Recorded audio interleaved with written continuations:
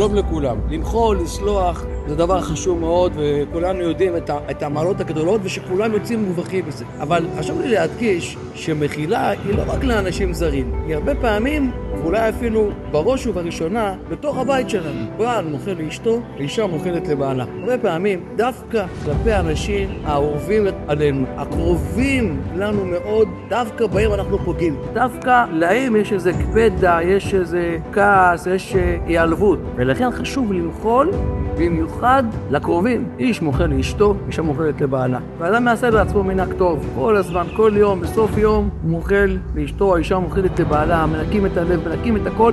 ובזכות המחילה הזאת תבוא ברכה לזוג הזה, ותבוא ברכה לילדים שלהם. כשבן אדם לא מוחל, אלא הוא משאיר בתוך הבטן שלו, הקפדה, כעס, העלבות, מה שקורה זה שהכעס הזה מצטבר. עובר עוד יום ועוד יום, והכעס מצטבר ומצטבר ומצטבר, ואז הוא גם מתפרץ בכל מיני דרכים. ולפעמים אנשים מתפלאים, למה הבן שלי ככה מתייחס אליי, למה הבת שלי ככה מתייחסת לאמא.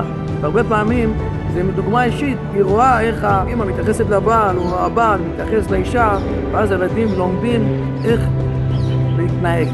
ולכן אין כמו המחילה, כדי לנקות את הלב, כדי לתאר את האווירה המשפחתית, כדי להוסיף אהבה בתוך המשפחה, ואחר מכן אנחנו נוסיף אהבה בתוך כל עם ישראל. בהצלחה. אנחנו בפרויקט ואהבת מאמינים ויודעים שכמה שיותר יהודים ינחלו זה לזה, או זו לזו, תהיה יותר אחדות ויותר ישועה לעם ישראל. ולכן אנחנו נשים את הפרויקט של מוחלים למען לוחמים. צטרפו לקבוצה ותהנו מתכנים נהדרים בעזרת השם.